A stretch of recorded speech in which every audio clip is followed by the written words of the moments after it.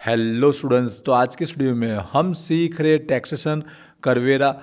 आज का वीडियो दोनों मीडियम के लिए यूज़फुल रहेगा। मैं दोनों मीडियम में कंप्लीट एक्सप्लेन करूंगा। जो चैप्टर हम सीख रहे उसका नाम है कैपिटल गेन मूडी नफो। ऑलरेडी चैप्टर के 4 वीडियो अपलोड हो चुके। रिक्वेस्ट स्टार्टिंग से सारे वीडियो देखिएगा, जिससे आज का सम समझने आपको और आसानी रहेगी। आज हम क्या सीख रहे हैं, आज हम इस चैप्टर का एक और इम्पोर्टेंट सम सीखने वाले हैं। यहाँ पर मैं गुजराती मीडियम की बुक यूज़ कर रहा हूँ, लेकिन लिखते और एक्सप्लेन करते समय इंग्लिश गुजराती में दोनों में आपको एक्सप्लेन करूँगा। जो सम आज हम सॉल्व करेंगे वो रहेगा हमारी NEP बुक के अकॉर्डिंग क्वेश्चन नंबर 15 रहने वाला है, श्रीमान तारक मेहता। ठीक है, इस सम्स में आपको नया क्या सीखने को मिलेगा। एक हमारा जो नौधायल शेयर दिए गए लिस्टेड शेयर, इसका थोड़ा नए तरह से कैलकुलेशन आप सीखने वाले हो।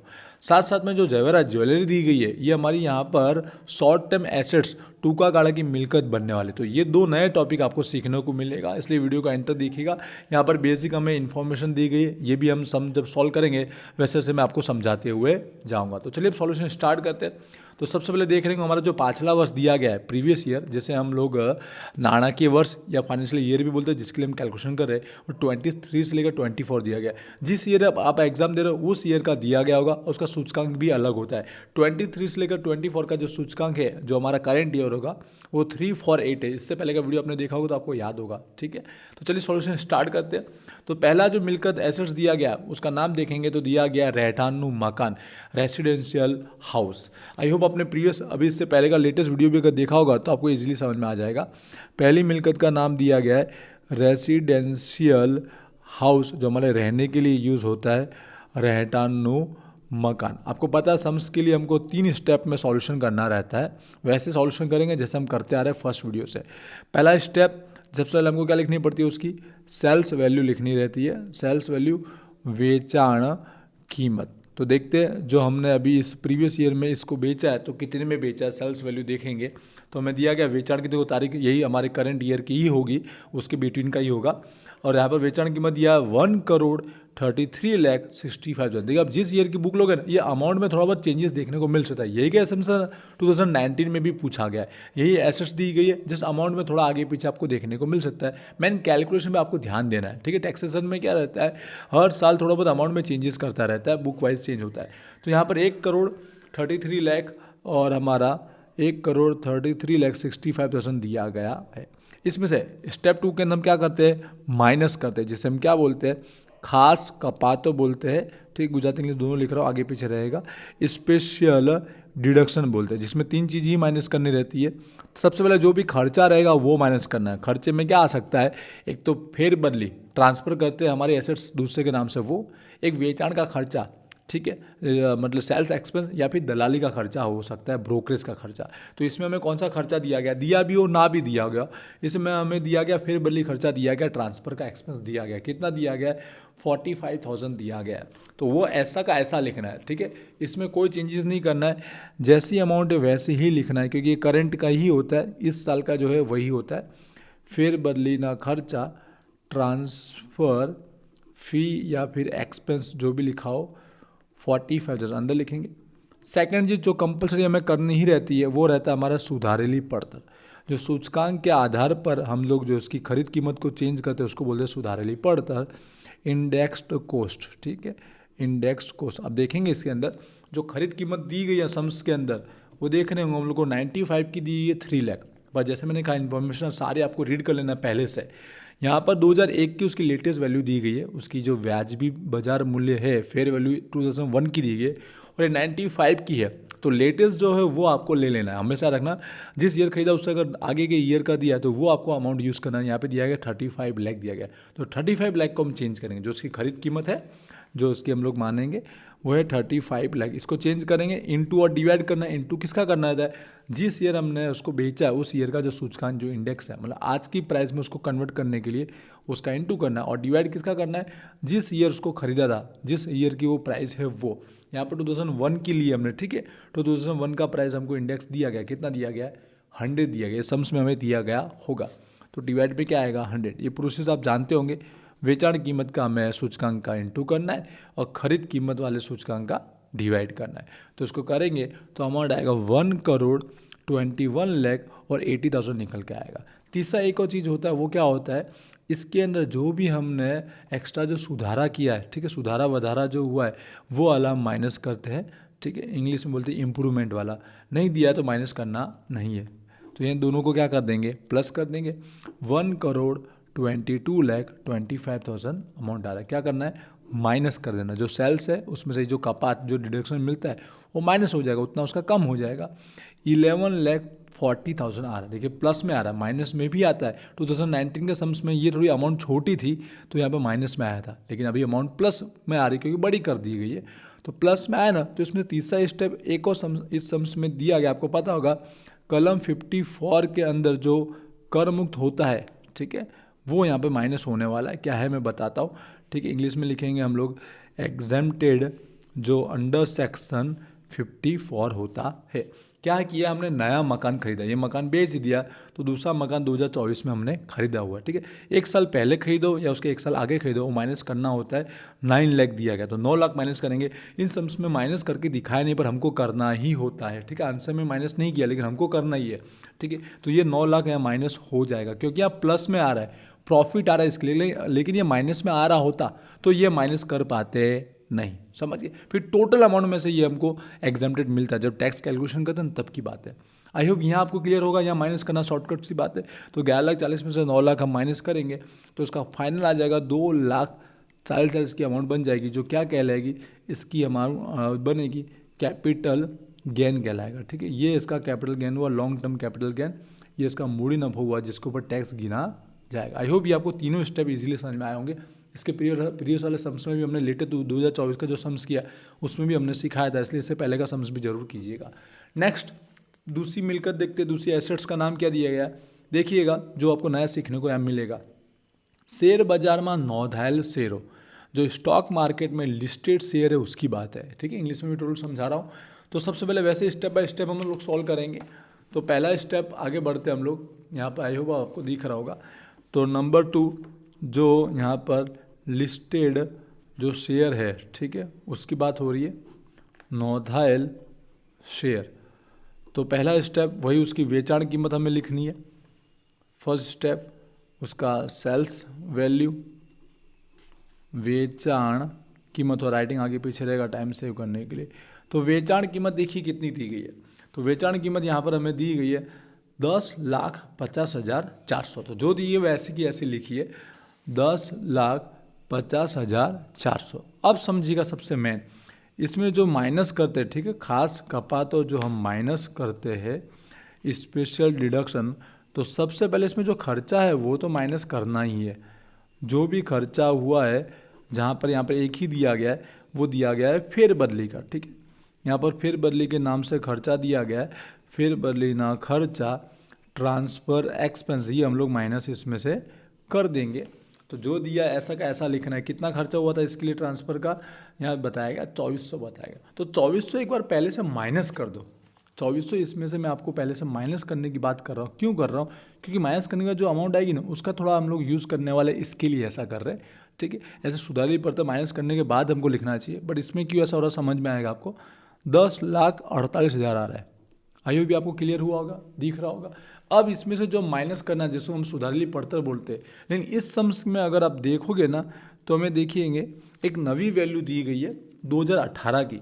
ये जो शेयर थे उसकी लेटेस्ट 31 हमारी जनवरी को 2018 की उसकी व्याजबी बाजार कीमत, एक फेयर वैल्यू दी गई, मार्केट फेयर वैल्यू दी गई 8,50,000। तो याद रखिएगा जो मैं भी आपको समझा रहा हूँ कि हमेशा अब NEP के अकॉर्डिंग जब भी सम्स में जो भी शेयर होंगे, ठीक है, अगर उसकी नोंधायल जो शेयर होंगे लिस्टेड, उसकी 2018 की अगर व्याजबी कीमत दी गई हो, तब आपको क्या करना है, तब आपको है ना इंडेक्स यूज़ नहीं करना है, इंडेक्स के बेस पर चेंज नहीं करना है, इंडेक्स वाली वैल्यू नहीं निकालना है, सूचकांक वाली। उसमें आपको क्या स्टेप करना है, देखिएगा 3 चीज़ मैं आपको शॉर्टकट सिखा रहा हूँ, आपको बताऊँगा बुक में कहाँ पर है।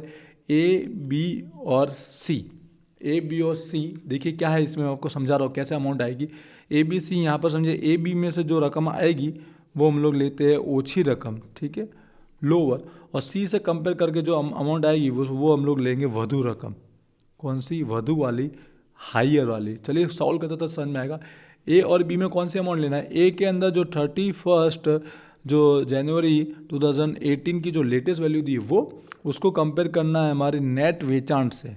नेट मतलब चोखो वेचाण, इंग्लिश में समझ गए होंगे हमारा नेट सेल क्यों, क्योंकि जो भी खर्चा हो माइनस करने के बाद का, इसके लिए। तो 2018 की उसकी फेयर वैल्यू क्या दी गई है, 2018 की उस शेयर की फेयर वैल्यू दी गई है 8,50,000। रूल्स का पे मैं आपको दिखा रहा हूँ, बट सॉल्यूशन पहले करके समझा देता हूँ जिससे आपको इजीली समझ में आएगा। नेट सेल कितना, ये जो हमने निकाला खर्चा माइनस करने के बाद, इसके लिए, वरना डायरेक्ट ये ले लेते तो रॉन्ग हो जाता। ठीक, बाकी आप यहाँ लिखकर कैल्शियम में माइनस करके आप कर सकते हो, बट आपको रकम दिखाने के लिए किया। इन दोनों को कंपेयर करके उसमें से छोटी रकम बाहर निकालना, जो ओछी होगी, जो लोअर होगी। कौन सी होगी, जो लोअर वैल्यू होगी। कितना है, 8,50,000 इसका लोअर है। अब इसको कंपेयर तीसरी किस अमाउंट से करना है, जिसको मैंने सी नाम दिया है, उसको कंपेयर करना है खरीद कीमत से। किससे कंपेयर करना है, खरीद कीमत से कंपेयर करना है, परचेज प्राइस से कंपेयर करना है, जितने में ये खरीदा गया था। जब भी खरीदा गया हो, 2018 के पहले का ही होगा, तो यहाँ पर खरीदा गया था, उसकी अमाउंट दी गई है, देखिएगा 8,80,800 दी गई है 2005 में जब खरीदा गया था। तो ये वाली अमाउंट को आप कंपेयर करना है 8,80,800। अब यहाँ पे जो हमने निकाली ऊँची रकम, उसको कंपेयर करना है खरीद कीमत परचेस। इसमें से कौन सी अमाउंट सिलेक्ट करना है, जो वधु होगी, जो हाईयर होगी वो देखना है। तो 8,50,000 और 8,80,000, तो ये वाली हाईएस्ट है 8,80,800। ये तीन चीज़ का कंपेयर आपको याद रखना है, ठीक है, अमाउंट का कर रहे हैं। और ये जो अमाउंट है जिसको बोलते हैं COA, मतलब कॉस्ट ऑफ एक्विजिशन, जिसको गुजराती में बोलेंगे मूड़ पड़तर। क्या बोलेंगे, मूड़ पड़तर। मूड़ पड़तर की अमाउंट हमको माइनस करना है। जो भी यहाँ पे सेल होगा, जो खर्चा माइनस करने का, उसमें से ये वाली माइनस करना है। डायरेक्ट सुधारेली पड़तर माइनस करना नहीं है। जब भी 2018 की यहाँ पर हमको एक व्याजबी लेटेस्ट प्राइस दी गई होगी तब। माइनस एक बार कर लेता हूँ, फिर आपको समझाता हूँ। 1,67,200 निकल के आएगा। ये इसका कैपिटल गेन कहलाएगा, ठीक है। कैपिटल गेन बनेगा, मूड़ी नफो बनेगा। आई होप ये आपको तीनों स्टेप समझ में आए होंगे। एक बार वापस जरूर देखिएगा, मैं आपको जस्ट रूल समझा देता हूँ कि बुक में कहाँ दिया गया है कि कब ऐसा हमको करना रहेगा। तो सम्स में देखिए 2018 के पहले जो हमने खरीदे शेयर और 2019-20 में हमने उसको अगर लिस्टेड किया है, तब जाके इस स्टेप वाइज हमको उसकी मूड पर तो cost of acquisition find out करना होगा, जो मैंने आपको अभी समझाया, जिसमें 2018 की जनवरी की उसकी वैल्यू दी गई होगी। तो इस तरह से आपको सॉल्व करना है। चाहिए तो एक दो एग्जांपल भी आप सॉल्व कर सकते हो, जिससे वो मूड पर तो निकालना आप लोग और समझ पाओगे, ठीक है। अलग से एक आध एग्जाम्पल भी दिया, आप अगर देखोगे तो मैं आपको बताना चाहूँगा। ये देखिए एग्जाम्पल नंबर 6 खास दिया है इसको और समझाने के लिए आपको, जिससे आप प्रैक्टिस कर पाए कि कैसे अमाउंट हमको निकालना। आप कैलकुलेट कर सकते हो, प्रैक्टिस कर सकते हो, ठीक है। आई होप आपको ये टॉपिक क्या किया वो समझ में आएगा। और ये जो है STT के पात्र है, ठीक है, जो सिक्योरिटी जो टैक्स ट्रांजेक्शन होता है उसके पात्र है। फिर भी यहाँ पर याद रखिएगा टोटल में उसको इन्वॉल्व तो करना ही है। मैं आपको समझाऊंगा, जस्ट यहाँ हिंट के लिए मैंने हमने लिख दिया STT के अंदर ये आता है। आई होप ये आपको कैलकुलेशन समझ में आया होगा। आगे बढ़ते हैं, जो तीसरी हमें दी गई है एसेट्स मिलकत की ओर। एंड देखिए अभी सम्स कंप्लीट हुआ नहीं है। तीसरा जो टॉपिक दिया गया वो अंगत मोटर का दिया गया। पर्सनल हमारी मोटर कार दी गई है। तो पर्सनल जो भी व्हीकल होता है आप लोग को पता है, हम लोग वो हमारी मूडी मिलकत होती नहीं है। तीसरा जो हमारा अंगत मोटर कार है, क्या दिया गया, अंगत motor car, personal motor car. Personal होने की वजह से ये हमारा कैपिटल एसेट नहीं है। गुजराती में लिख सकते हैं मूडी मिलकत નથી, मूडी मिलकत નથી, તેથી जिससे कोई करपात्र गणतरी होगी नहीं, તેથી गणतरी करवी નથી या अथवा गणतरी थासे नहीं। इंग्लिश में समझ गए होंगे। ये जो है नो कैलकुलेशन, क्या लिखेंगे, नो टैक्सेबल, या फिर डायरेक्ट कैलकुलेशन ही लिखोगे तो चलेगा। No calculation required for this assets, ठीक है, इतना आप लिख दीजिएगा, बाकी हमारा ये कंप्लीट हो जाएगा। क्लियर हुआ क्यों नहीं किया कैलकुलेशन, क्योंकि हमारे ये मूडी मिलकत कैपिटल एसेट्स होता नहीं है। चौथा और फाइनल जो हमें दिया गया वो है जवेरात, जिसके लिए कैलकुलेशन मांगा गया है, जवेरात ज्वेलरी। अभी सम्स में ध्यान से समझिएगा, स्टेप बाय स्टेप वैसे सॉल्व करना है। सबसे पहले वेचाण कीमत, क्या लिखेंगे इसकी, वेचाण कीमत, सेल्स वैल्यू। तो सम्स में देखिए सेल्स वैल्यू वेचाण कीमत कितनी दी गई जवेरात की, यहाँ पे दी गई 39 लाख दी गई। 2024 में जब बेचा था इसको तो उसकी वैल्यू दी गई है 39 लाख दी गई। अब इसमें से जो माइनस करते पहले वो तो कर लेते, जो हमारा खास का पात के अंदर आता है खास कपातों, स्पेशल डिडक्शन, स्पीड की जैसे राइटिंग आगे पीछे रहेगी, स्पेशल डिडक्शन। तो सबसे पहले जो खर्चा दिया गया है, ठीक है, कौन सा खर्चा दिया गया है, फेर बदली का, फेर बदली ना खर्चा, ट्रांसफ़र एक्सपेंस। अब आपको इजीली स्टेप बाय स्टेप सब याद हो गया होगा। ट्रांसफ़र एक्सपेंस जो दिया गया है इसके अंदर कितना दिया गया है, इसका ट्रांसफ़र एक्सपेंस दिया गया है 30,000 दिया गया है, ठीक है, 30,000, तो वो हम लोग यहाँ लिख रहे। अब दूसरी चीज़ जो हम लोग निकालते हैं, आपको पता है सुधारेली पड़तर, ठीक है, सुधारेली पड़तर इंडेक्स कोस्ट। अब यहाँ पे आपको समझने वाली बात है कि हमने इसको खरीदा कब, 2020 में, यहाँ 2020 लिखा है और बेचा 2024 में। आपको बता रहा हूँ शायद इसमें प्रिंटिंग मिस्टेक है, क्योंकि 2019 में यही समझ पूछा गया है, ठीक है। यहाँ वहाँ पर है ना टोटल साल्स है ना कम हो रहे थे, बता दो टूका गाड़ा और शॉर्ट टर्म के लिए कितने साल होने चाहिए। तो मुझे लगता है इसमें एरर है, 2020 नहीं, यहाँ 2021 होना चाहिए, तो ही ये फुलफिल होगा जो यहाँ सम्स के आंसर में बताया गया है, तो ये फुलफिल होता है, वरना नहीं होता है। क्योंकि आपको यहाँ समझाना चाहूँगा, थोड़ा बहुत लिख कर समझा रहा हूँ, यहाँ पर देखिएगा, रफ कंपनी फेयर समझ सकते हो कि टूका गाड़ा के लिए जो टूका गाड़ा की एसेट्स होती है जिसको हम शॉर्ट टर्म बोलते हैं, उसके लिए कितना होना चाहिए, 36 या 3 ईयर बोलते हैं, 36 मंथ से लेस होना चाहिए। उससे ज़्यादा हो जाता है तो वो लॉन्ग टर्म, ठीक है, लंबा गाड़ा का बन जाता है। अभी अगर मैं 2020 ले रहा हूँ ना, तो वहाँ पर 36 महीने से ज़्यादा हो रहा है, पर 21 ही होना चाहिए इधर, एक्चुअली प्रिंटिंग मिस्टेक है। आप एग्जाम में जो वैसा कर सकते हो, 20 से चेक करोगे तो 3 साल से ज़्यादा हो रहा है, तो आप इजीली उसको लॉन्ग टर्म की तरह इंडेक्स चेंज कर सकते हो। लेकिन इंडेक्स चेंज करने के लिए इंडेक्स देना तो चाहिए, दिया ही नहीं है, ठीक है। 2020 होगा तो 19-20 नहीं लगेगा, यहाँ पर 2020 का 11वां महीना है, मतलब 20-21 का इंडेक्स होना चाहिए, 20-21 का इंडेक्स दिया गया नहीं है, तो प्रिंटिंग मिस्टेक ही है। तो 2021 इसको समझना है। अब देखिए कैसे गिनेंगे, तो 2021 का पहला महीना 1 तारीख 11वां महीना दिया गया है। अब कैसे काउंट करेंगे, तो ये ईयर का एंड होगा 31 मार्च 2022 को होगा, ठीक है, ये इसका फाइनेंशियल ईयर होगा। तो इसमें कितने महीने आ रहे हैं, 5 महीने आ रहे हैं, 11वां 12वां पहला दूसरा तीसरा। फिर अगला ईयर कौन सा आ रहा है, 22, यहाँ पे 1 अप्रैल 22 से लेकर 31 मार्च 23 होगा, इसमें पूरे 12 महीने हो गए। अब हमारा फाइनेंशियल ईयर जिस समय इसको बेचा, वो तारीख भी ध्यान दीजिएगा, 2024 के दूसरे महीने में बेचा है। तो अगला जो फाइनेंशियल ईयर होगा 1/4/2023 से लेकर 31 मार्च 2024 होगा। लेकिन हमने बेचा जिस महीने का वो देख लेंगे ना, हमने 28/2/24 को बेचा, ठीक है, तो पूरा मार्च महीना लेने की रिक्वायरमेंट नहीं है। तो यहाँ पर कितने महीने हो रहे हैं, 11 महीने हो रहे हैं। तो टोटल कीजिए 5 महीने, 12 महीने और 11 महीने, तो 28 मंथ हो रहे हैं, ठीक है। मतलब यहाँ पर टोटल 36 मंथ से कम हो रहा है, इसलिए ये क्या कहलाएगी, शॉर्ट टर्म कहलाएगी। ये जो एसेट्स है, जो मिलकत है, वो हमारी शॉर्ट टर्म बनेगी, ठीक है, शॉर्ट टर्म कैपिटल कहलाएगी, टूका गाड़ा नहीं मिलकत कहलाएगी। आई होप ये आपको समझ में आया होगा। अब यहाँ पर इसलिए यहाँ पर उसकी मूल कीमत लेना है, सूचकांक को ध्यान में लिए बिना, सूचकांक के बिना का जो मूल कीमत है, उसकी जो कॉस्ट ऑफ एक्विजिशन जो दिया गया एक्चुअल वाला, वही आपको लिखना। जो उसकी खरीद कीमत है कितना है, 31 लाख है, उसको इंडेक्स के हिसाब से चेंज करेंगे नहीं, तो 31 लाख ऐसा कैसा लेंगे। आई होप ये क्यों लिया गया, कैसे पता चला, आपको क्लियर हुआ होगा। दोनों को प्लस कर देंगे, 31,30,000 हो जाएगा।